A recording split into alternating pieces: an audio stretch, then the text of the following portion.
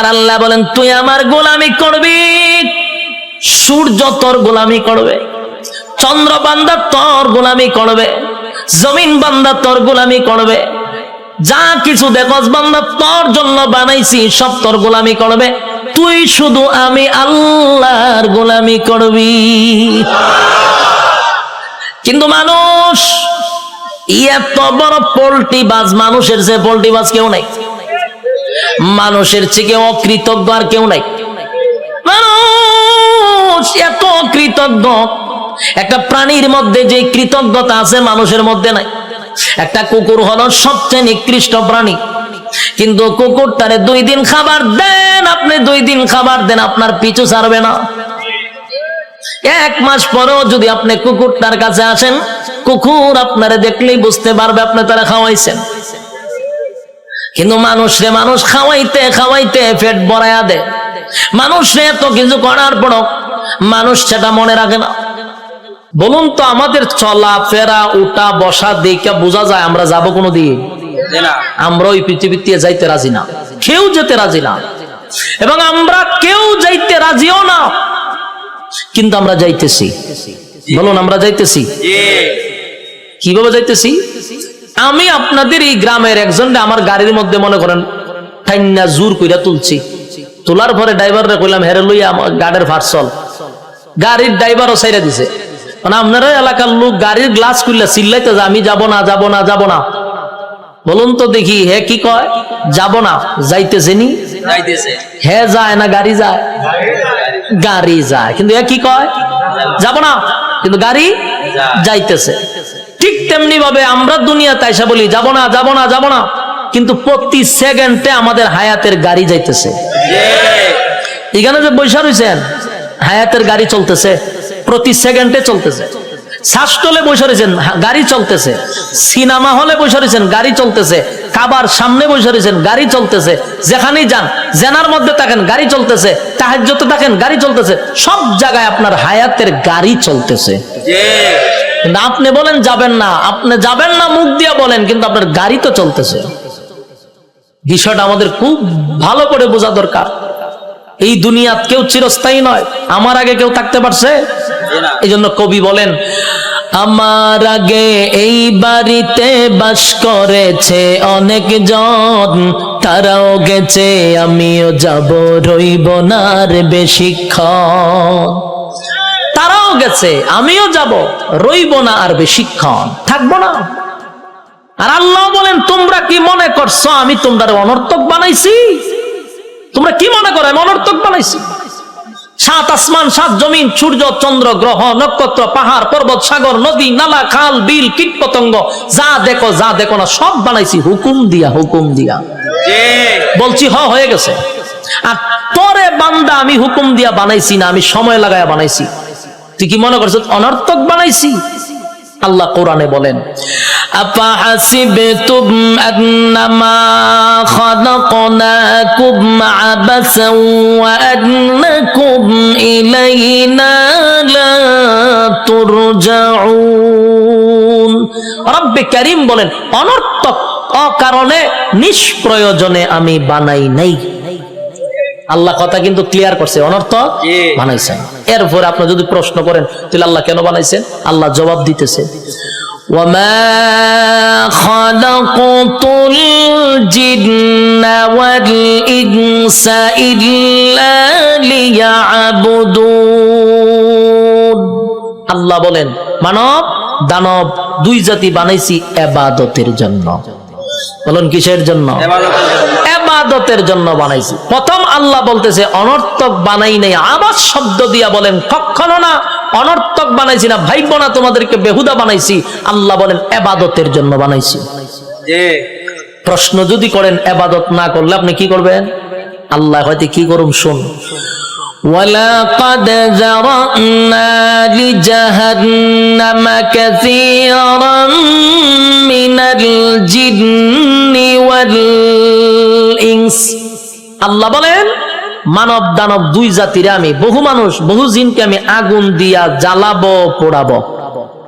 বলুন ছাইরা দিব না জ্বালাইব আর পুরাইব? কথা বুঝতেছেন নি? প্রথম কি বলছে? অনর্থক বানাইছি না, পরে কি কয়? ইবাদতের জন্য বানাইছি। ইবাদত না করলে আগুন দিয়া জ্বালাবো, পোড়াবো। ক্লিয়ার হয়ে গেছে? তার মানে আল্লাহ আমরা ছেড়ে দিত না, ছেড়ে দিব?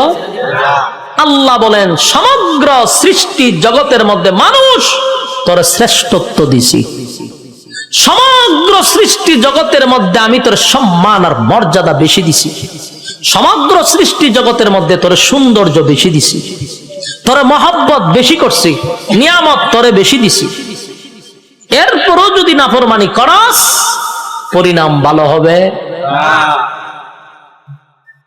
আফাহাসিবতুম আন্নামা খালাকনাকুম আবাসাও ওয়া আন্নাকুম ইলাইনা লা তুরজাউন। রব্বে কারীম বলেন অনর্থক অকারণে আমি আল্লাহ তোরে বানাই নাই, নিজ প্রয়োজনে বানাই নাই। বান্দারে আমি কেন বানাইলাম শোন। ওয়ামা খালাকাতুল জিন্না ওয়াল ইনসা ইল্লা লিয়াবুদুন। মানব দানব শুধুমাত্র কেবলমাত্র গোলামি করবি আমি আল্লাহ, গোলামি করবি আমি আল্লাহ। কুল কায়নাতের মধ্যে আমি সম্মান আর মর্যাদা তোরে বেশি দিছি। বান্দা আসমান বানাইতে আমি আল্লাহ মিস্ত্রি লাগাই নাই, জমিন বানাইতে মিস্ত্রি আমি লাগাই নাই, সূর্য চন্দ্র গ্রহ নক্ষত্র বানাইতে মিস্ত্রি লাগাই নাই। আল্লাহ শুধু বলছেন ইন্নামা আমরুহু ইযা আরাদা শাইআন আইয়াকুলা লাহু কুন ফায়াকুন। রব্বে কারীম বলেন আমি শুধু বলেছি কোন হয়ে গেছে, সব তো বানাইলাম আমি হুকুম দিয়া, কিন্তু মানুষ তোরে আমি বানাইছি আমি আল্লাহর কুদরতি হাত দিয়া,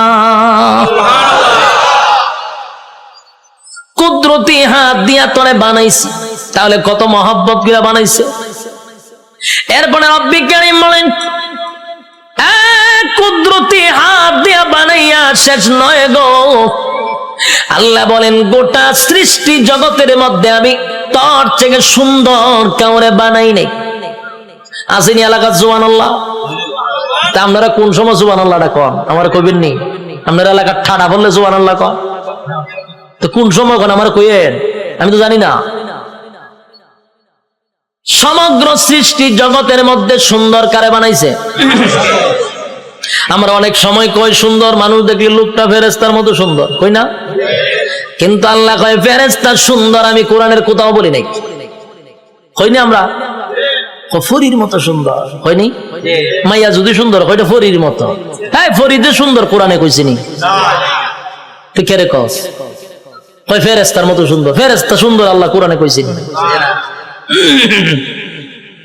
আমরা ফাঁকি দেখলে কই ময়না পাখি কত সুন্দর, টিয়া পাখি কত সুন্দর, হরিণ দেখলে কত সুন্দর, হ্যাঁ এগুলা যে সুন্দর কোরআনে আসেনি। কিন্তু আল্লাহ বলেন মানুষ যে সুন্দর করে বানাইছি এই কথাটা আমি এমনে এমনে বলি নাই। আল্লাহ বলেন মানুষ বানাইছি সুন্দর করে, এই কথাটা বলতে গিয়ে আমি চারটা কসম করছি। কয়টা কসম? রব্বে কারীম বলেন চারটা কসম করছি আমি আল্লাহ। মানুষ তোরে সুন্দর করে বানাইছি এই কথাটা আমি কসম কেড়ে বলছি, একটা নয় গো, চারটা কসম করছি। প্রথম নাম্বার কসম হলো তিন ফলের কসম আমি আল্লাহ করলাম। ওয়াজাইতুন, আল্লাহ বলেন জাইতুন ফলের কসম আমি করলাম। ওয়া তুর সিনিনা, সিনাই পর্বতের কসম করলাম। ওয়া হাযাল বালাদিল আমিন, আমি আল্লাহ পবিত্র মক্কা নগরীর কসম করলাম। কসম হলো কয়টা? চারটা কসম আমি আল্লাহ করছি। বান্দারে তরে বানাইতে গিয়া 4টা কসম করছি। কেন করলাম? কসম করলে তুই কথার গুরুত্ব দিবি, তাই 1টা 2টা নয় 4টা কসম কাটছি। তোরে সুন্দর করে বানাইছি, তোরে সুন্দর করে বানাইছি, তোরে সুন্দর করে বানাইছি, তোরে সুন্দর করে বানাইছি। 4 বার কসম করছে। 4 বার কসম করে আল্লাহ বলেন, লাকাদ খালাকনাল ইনসানা ফি আহসানি তাকওয়িম। রব্বে কারীম বলেন, বালিশের সঙ্গে মাথা লাগাইয়া একটু চিন্তা করে দেখ। আমরা তো ঘুমায়া থাকি, দুনিয়া নিয়ে চিন্তা করি আর ঘুমাই না। মাঝে মধ্যে একটু বালিশের সঙ্গে মাথা লাগাইয়া একটু চিন্তা করবেন আল্লাহর নিয়ামতের উপরে। মালিক বলেন, বান্দা তুই একটু চিন্তা করে দেখ, আমি আল্লাহ তোরে সম্মান আর মর্যাদা কত দিছি। বান্দারে, তোর সম্মানের চেয়ে বেশি কারণ না, আমি আল্লাহ ফেরেশতার এত সম্মান দেই নাই। ফেরেশতা নূর দিয়া বানাইছি, ফেরেশতার জন্য জান্নাত বানাই নাই। মানুষ, তোর জন্য জান্নাত বানাইছি, ফেরেশতার জন্য জান্নাত বানাই নাই। তোরে সুন্দর করে বানাইছি কোরআনে বলছি, ফেরেশতারে বানাইয়া কোরআনে বলি নাই। এত সম্মান, এত মর্যাদা আর এত নিয়ামত আমি আল্লাহ তোরে দিলাম। 2টা চক্ষু দিলাম, এত পাওয়ারফুল চক্ষু যে তাকানোর সাথে সাথে 7 আসমান, একেবারে 500 বছরের রাস্তা আমরা দেখতে পারি। সুবহানাল্লাহ। এখান থেকে তাকাইলে যে আমরা নীল আকাশ তারকা দেখি, তারকা প্রায় 200-300 বছরের রাস্তা। সুবহানাল্লাহ। সূর্য এই পৃথিবী থেকে 9,30,00,000 মাইল উপরে, চাওয়া মাত্রই আমরা দেখতে পাই, ঠিক নেই? চোখের পাওয়ারটা কি মনে করছেন? চোখের পাওয়ার এত বেশি, বিদ্যুতের চেয়েও মানুষের চোখের গতি বেশি। বিদ্যুতের গতি হলো প্রতি সেকেন্ডে 1,86,000 মাইল বেগে যায়, আর আমাদের চক্ষু এর থেকে হাজার হাজার কোটি গুণ মাইল উপরে যায়। আল্লাহ এত পাওয়ারফুল 2টা চক্ষু আমাদেরকে দান করছে। এরপরে আমাদেরকে মেধা শক্তি দিছে, ভালো বোঝার শক্তি দিছে, মন্দ বোঝার শক্তি দিছে। ফেরেশতা কিন্তু শুধু ভালো বুঝে রে, মন্দ বুঝে না। শয়তানরে আল্লাহ শুধু মন্দ বোঝার তৌফিক দিছে, খারাপটা খালি খারাপ বুঝে, ভালো বুঝে না। আর মানুষ ভালো মন্দ বোঝার তৌফিক দিছে, কথা হয় না? এতগুলো নিয়ামত আল্লাহ দিলেন, হাঁটার জন্য পা দিলেন, হাত দিলেন, চক্ষু দিলেন, মাথা দিলেন, এত সুন্দর করে কাঠামো দিয়া মানুষ বানাইলো। বান্দা কেন বানাইছি? গোলামি করবি আমি আল্লাহ। আর আল্লাহ বলেন, তুই আমার গোলামি করবি। সূর্য তোর গোলামি করবে, চন্দ্র বান্দা তোর গোলামি করবে, জমিন বান্দা তোর গোলামি করবে, যা কিছু দেখস বান্দা তোর জন্য বানাইছি সব তোর গোলামি করবে। তুই শুধু আমি আল্লাহর গোলামি করবি। কিন্তু মানুষ এত বড় পোল্ট্রিবাজ, মানুষের যে পোল্ট্রিবাজ কেউ নাই, মানুষের থেকে অকৃতজ্ঞ আর কেউ নাই।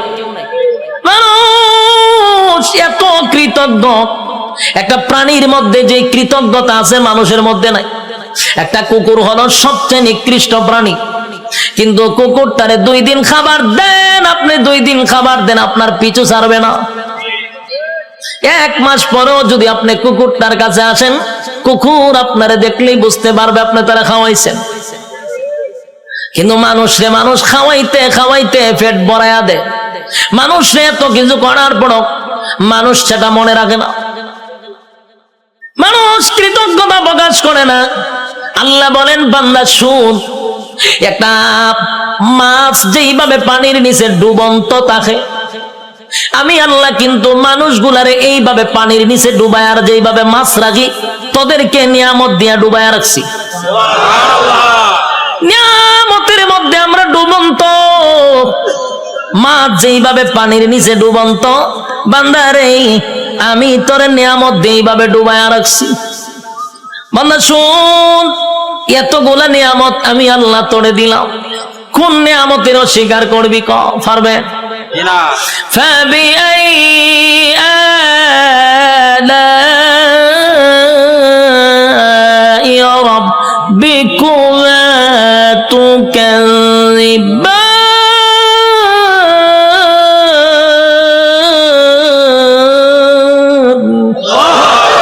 আল্লাহ বলেন কোন কোন নিয়ামতের অস্বীকার করবি?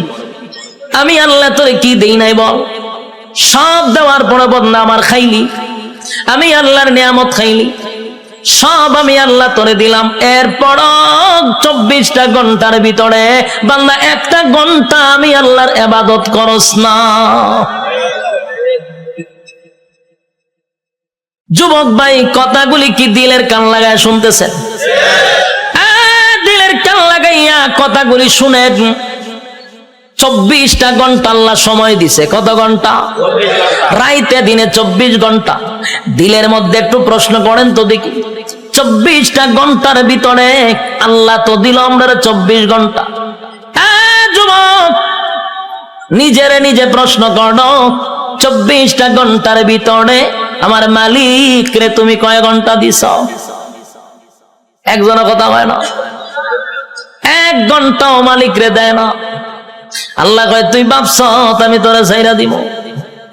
আমার নাম রহমান, দয়া মায়া বেশি। আল্লাহর দয়া মায়া বেশি।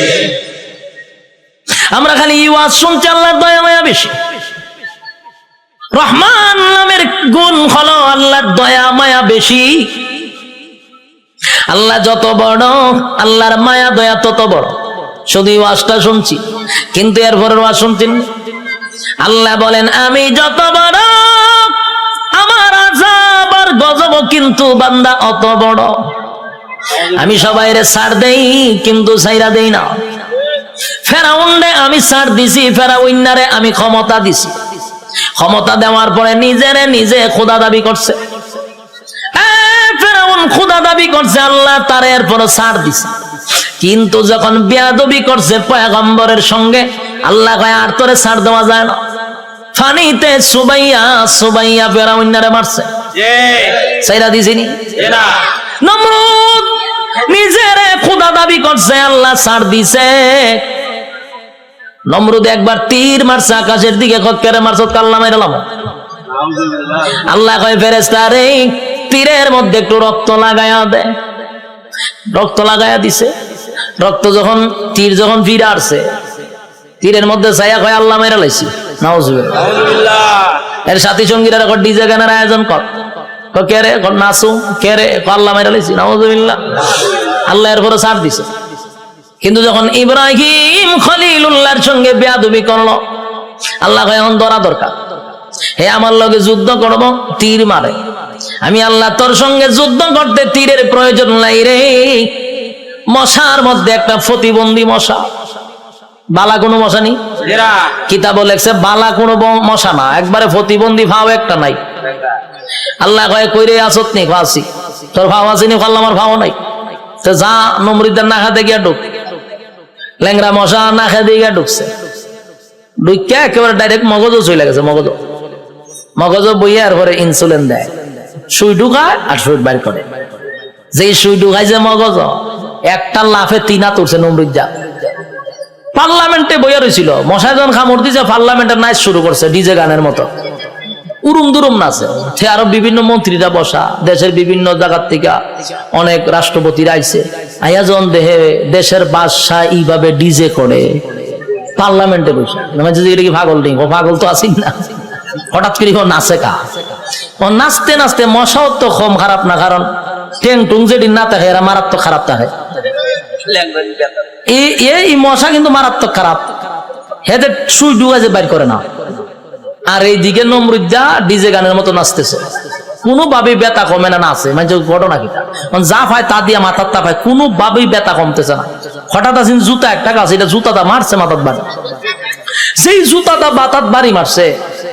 জিব্রাইল আবার যোগাযোগ রাখতেছে মশার সাথে।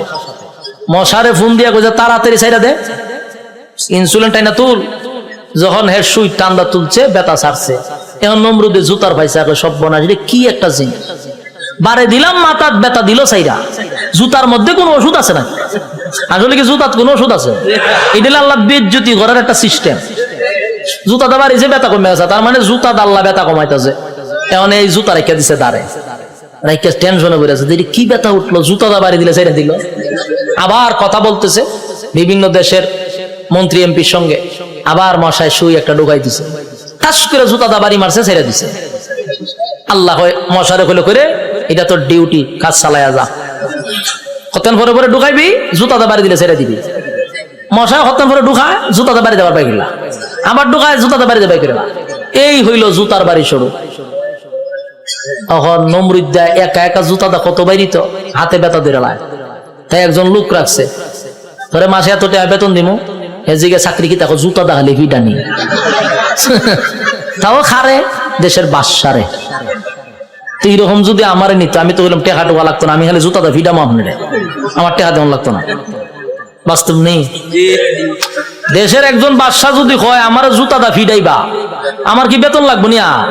আমার মনের ভিতরে যত জিদ আসিন সব মিলাময় একটা বাড়ির সাথে, ঠিক নেই?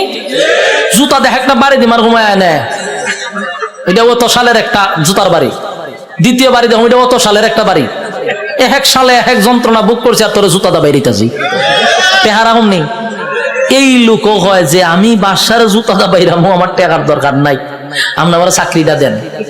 চাকরি দিছে, এখন পার্লামেন্টে বেশ বৈশা কথাবার্তা বলতেছে, যখন মশা কামড় খালি ইশারা দেয়, তাড়াতাড়ি দেয়, পাশে জুতাটা ঠাস করে পিছন দিয়ে বাড়ি মারে। দেশের মানুষ বিভিন্ন দেশ থেকে আসে, আইসা কয় যেই বাসার ইজ্জত নাই, মানছে তারা জুতাটা বাইরা, এর সাথে আবার কি এর বৈঠক হঠাৎ ভাগল, এখান থেকে এক বেজ্জতি। তো জুতাটা বাইরিতে বাড়িতে প্রথম তো শখে শখে জুতাটা বাইরেছিল, ঠিক না? জুতাটা যে বাইরেছে প্রথম তো শখেই বাইরেছে, আনন্দে বাইরেছে, কিন্তু বাইরিতে বাইরিতে এখন তো বেচারার বিরক্ত হয়ে পড়ছে। আর কত বাইরিত, খানা খাইতে পারে না, ঘুমাইতে পারে না, বাথরুমও যাইতে পারে না, খালি হয় বাইরা। এই বেচারা হয়েছে বিরক্ত। এমন অবস্থা হয়েছে এখন জুতাটা বাইরানি লাগে হতান পরে পরে। বাথরুমে গেছে, একটা বাথরুম করতে গেন টাইম নাই না, জুতাটা বাড়ি দেয়, সে বিপদ পড়ছে না, খানা খাইতে পারে না। এই বেচারা কয় এর যদি আমি জুতাটা বাইরিতে থাকি, আমি এমনি মরে যাবো গা, খাওয়ার নাই ঘুম নাই তো আমার মরণ হয়, তে একবার এর মাইরি মরে যাই। এখন হে কইলো সিদ্ধান্ত নিয়েছে, না এমন মরম, চাকরি না করলে আমার গরদান যাইব, আর আমি যদি চাকরি করতে চাই আমি এমনি মরে যাবো গা, তে এক বালা হেরে মাইরা মরে যাই। তখন একদিন জুতার বদলা বড় একটা মুগুর লইছে, আমরা এটা কি তা মুগুর করিনি, মুগুর লইছে একটা, লইয়া পিছে বইয়া রয়েছে। যখন জুতাটা বাড়ি দে, তখন মুগুর লইয়া যৎকান শরীরে শক্তি আসিন, একটা বাড়ি দিছে, মাথার দুই ভাগ হয়ে যা। ল্যাংরা মশা যে মাথার ধরেছেন, ছায়া দেয় ছাদ নাই, ছাদ নাই, মশায় চিন্তা করবো যেরকম একটা নোংরা পরিবেশে আর বন যায়, মশা গেছে। নমরুদ্দা শেষ নি, কার সাথে পাল্লা লইছিল? আল্লাহ মারছে কেমনে? জুতা দা ফিডাইয়া মারছে। এই জন্য আল্লাহ ছাড় দেয়, ছেড়ে দেয় না। বুঝসারে চিনুন না আপনারা, এখানে যারা বয়স 30 আছে এরা বুঝসারে চিনব। ডব্লিউ বুশ হে কিন্তু কম করছে না, এইটা আমরা দেখছি। হে অনেক মুসলমানের রক্ত দিয়া গোসল করছে, হে কম করে নাই। শেষে আল্লাহ হেরও কিন্তু সাংবাদিকের জুতাটা ফিটাইছে, এক সাংবাদিকের জুতাটা বেরিয়ে মারছে। আর এই জুতার দাম অনেক হয়ে গেছে, মিলিয়ন জাদুঘর আছে। আল্লাহর মায়ের আস্তে আস্তে ছাড় দেয়, ছেড়ে। যারা জুলুম করতেছেন, যারা জুলুমের মধ্যে আছেন, যাই না রাখেন জুলুমের শেষ আছে। যারা জুলুম করে তাদের দুইটা শাস্তি, একটা দুনিয়ায়, একটা পরকালে। দুনিয়ায় ততক্ষণ না পর্যন্ত আপনার মৃত্যু দিবে না, যতক্ষণ আপনাকে দুনিয়াতে আল্লাহ চরম পর্যায়ের বেজ্জতি না করবে। চরম পর্যায়ের বেজ্জতি করার পর আপনার মৌত দিবে আল্লাহ। এরপরে পরকালে তো আছে কুবা শামসুর মতো, ইচ্ছা মতো কুবাইব। বাস্তব না বাস্তব? সাইজ কিন্তু আল্লাহ ছেড়ে দিত না, জনমের সাইজ করবো।